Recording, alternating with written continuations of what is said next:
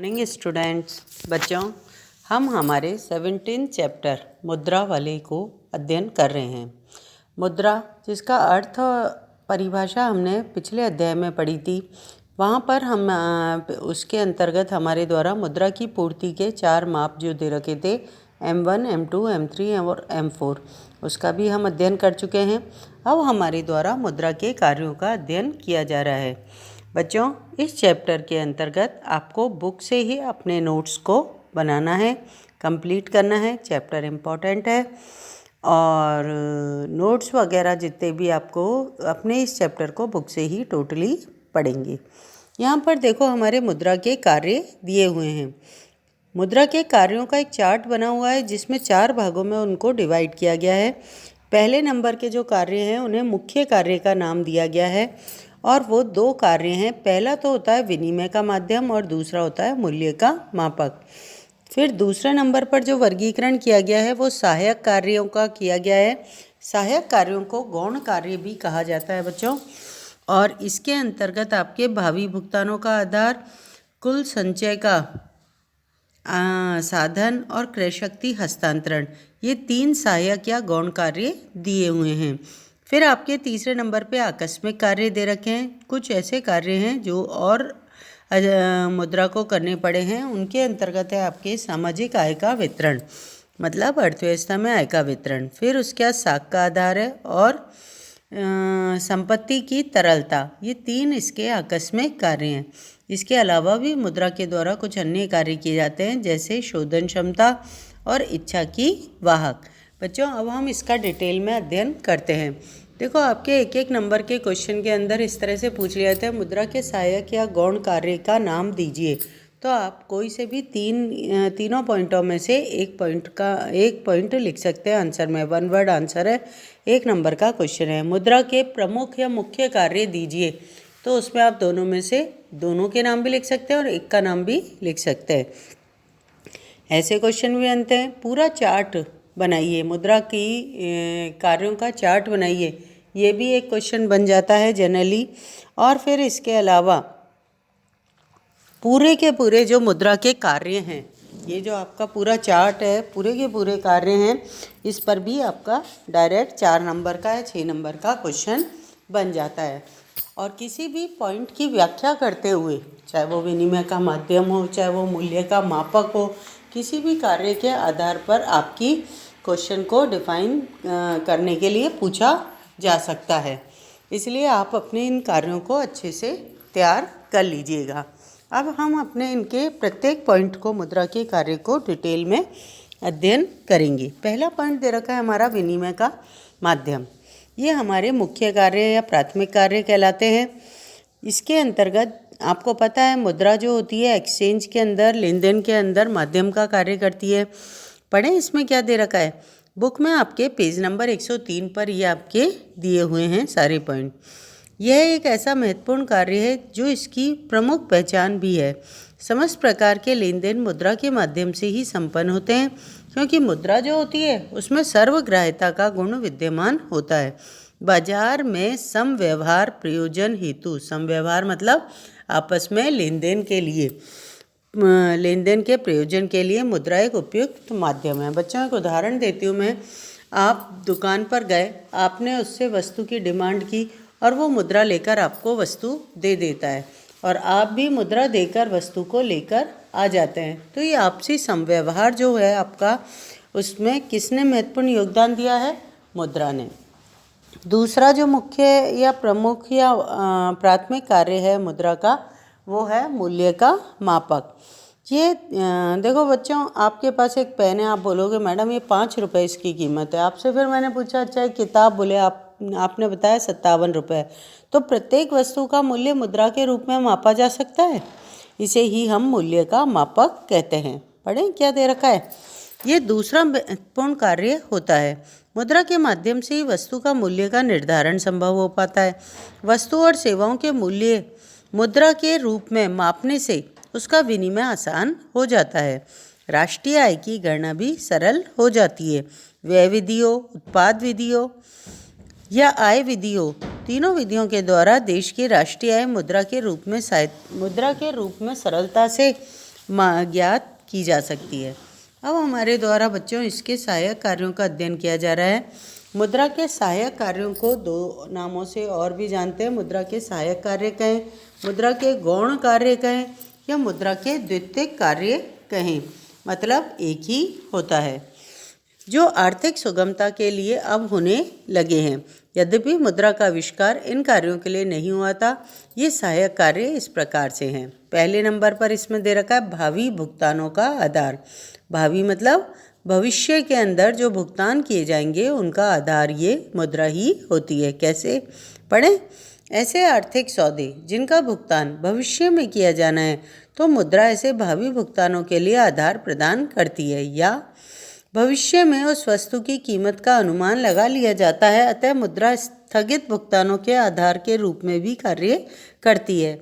जनता के विभिन्न प्रकार के ऋण, चाहे वो गृह ऋण हो, चाहे वो शिक्षा ऋण हो, चाहे वो उद्यम ऋण हो, आदि का लेन देन आसानी से किया जा सकता है। देखो, ऋण वर्तमान में लिए जाते हैं और चुकाया भविष्य में जाता है, तो ऐसे ऋण मुद्रा की सहायता से प्राप्त हो जाते हैं और मुद्रा की सहायता से भविष्य में आसानी से चुकाए जा सकते हैं। इसी प्रकार से शेयर, डिवेंचर और प्रतिभूतियों को खरीदना व बेचना भी मुद्रा के द्वारा सरल हो जाता है। मुद्रा एवं पूंजी बाजार, मुद्रा बाजार जहाँ मुद्रा का लेन देन होता है और पूंजी बाजार जहाँ पूंजी का लेन देन होता है। मुद्रा एवं पूंजी बाजार का विकास संभव हो पाता है जो एक अर्थव्यवस्था को सुदृढ़ बनाने के लिए आवश्यक होता है। अब इसके सहायक या द्वितीयक कार्यों के अंतर्गत जो आपके आते हैं, दूसरे नंबर पे मुद्रा मूल्य संचय का साधन है। मतलब मुद्रा की सहायता से आप अपने धन को लंबे समय तक रख सकते हैं। कैसे? मुद्रा के माध्यम से किसी भी वस्तु जिसका टिकाऊपन कम होता है उसको तो बेच दिया जाए और उसके मूल्य को भविष्य के लिए संचित करके रखा जा सकता है। मूल्य संचय तथा बड़े पैमाने पर उत्पादन संभव हो पाता है। मुद्रा द्वारा क्रय की गई जमीनें, मकान, सोना, चांदी और बॉन्ड इत्यादि के रूप में मुद्रा का संचय किया जाता है।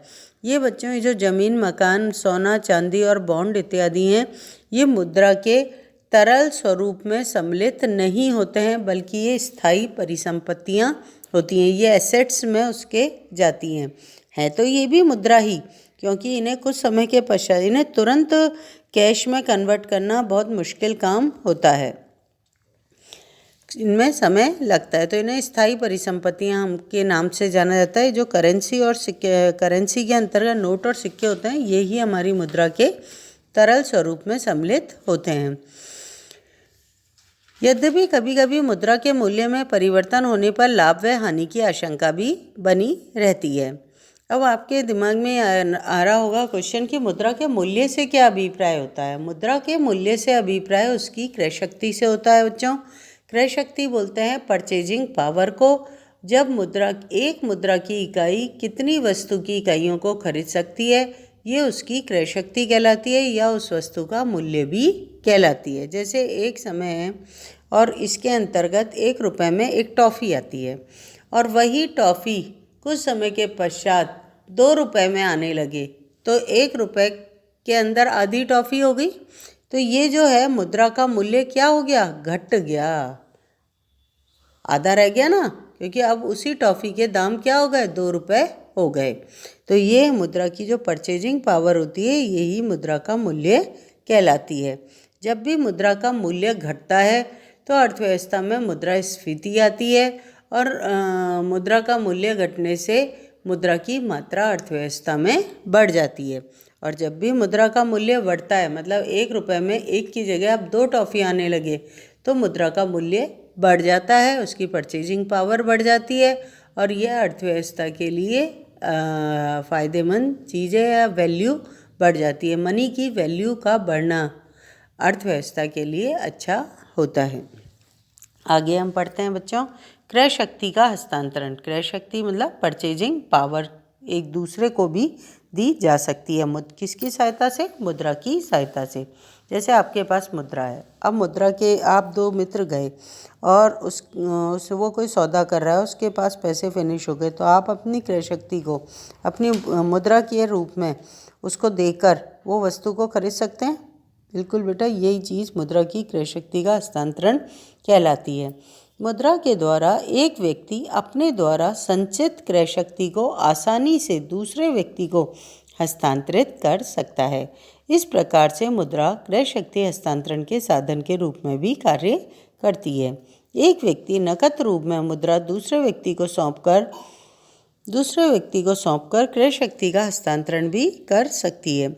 आज के समय में नकदी विहीन अर्थव्यवस्था में कोई भी व्यक्ति डेबिट, क्रेडिट, एटीएम, नकदी विहीन अर्थव्यवस्था में कोई भी अथवा चेक इत्यादि के माध्यम से अपनी क्रय शक्ति अन्य व्यक्तियों को हस्तांतरित सरलता से कर सकता है। इसके अतिरिक्त एक व्यक्ति स्वयं की खरीदी गई परिसंपत्तियों को भी दूसरे को बेचकर क्रय शक्ति का हस्तांतरण कर सकता है। इस प्रकार मुद्रा की सहायता से व्यक्तियों के मध्य में विभिन्न स्थानों के मध्य में परिसंपत्तियों का क्रय शक्ति हस्तांतरण सरलता से संभव हो जाता है।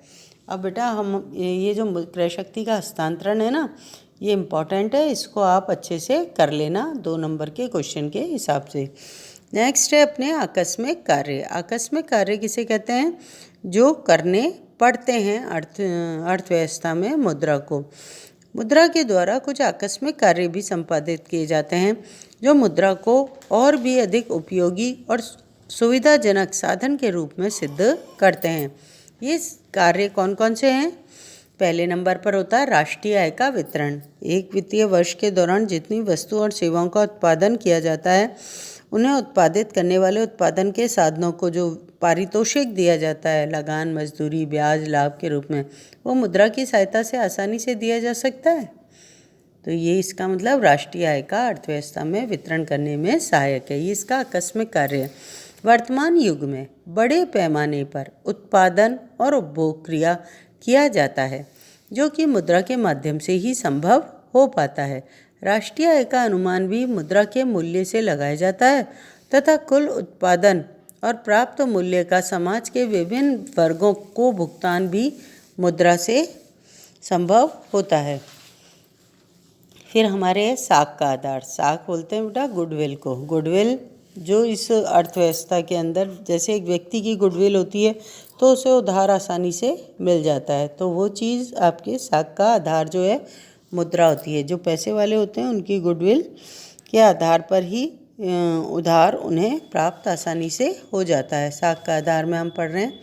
बाजारीकरण के इस दौर में बैंकों और वित्तीय संस्थाओं द्वारा अनेक प्रकार के ऋण उपलब्ध कराए जाते हैं तथा जमाओं को भी स्वीकार किया जाता है। बैंक का कार्य ये होता है ऋण देना और जमा स्वीकार करना।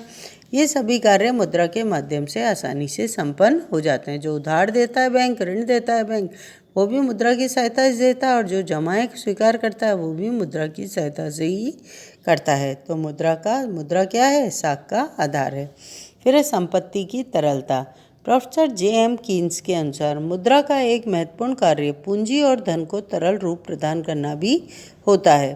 तरल रूप में मुद्रा का किसी भी कार्य में तत्काल प्रयोग किया जा सकता है। देखो मैं एक उदाहरण दे रही हूँ आपको।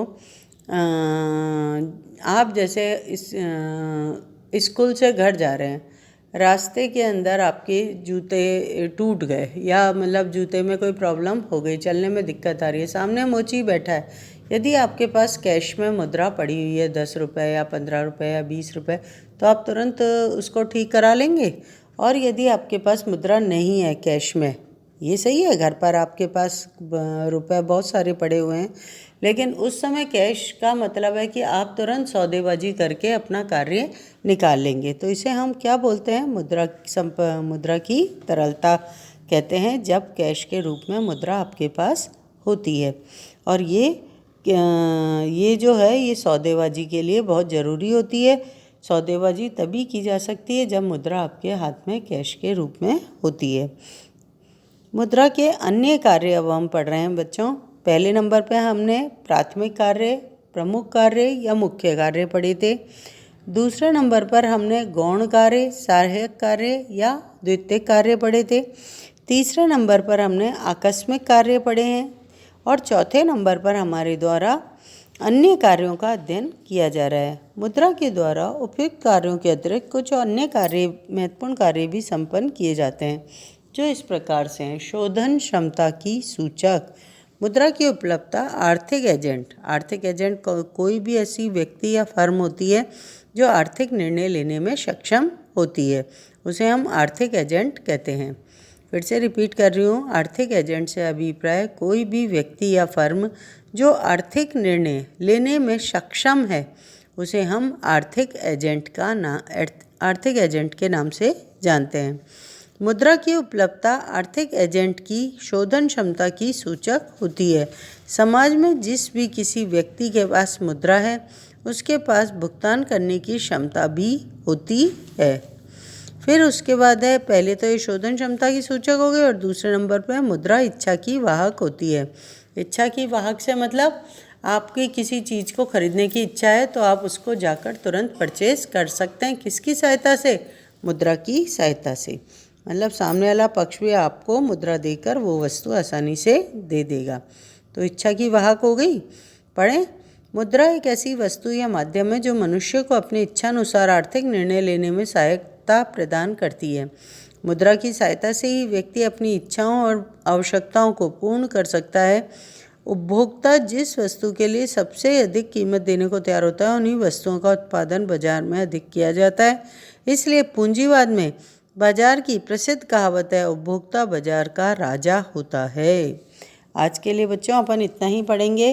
कार्यों को अच्छे से अपनी कॉपी में कर लेना, और यदि आपको इस तरह से क्वेश्चन नोट्स नहीं बनाने हैं तो अपने पीछे के दिए हुए क्वेश्चन आंसरों को कम्प्लीटली अपनी कॉपी में कर लेना, उससे आपके नोट्स भी बन जाएंगे।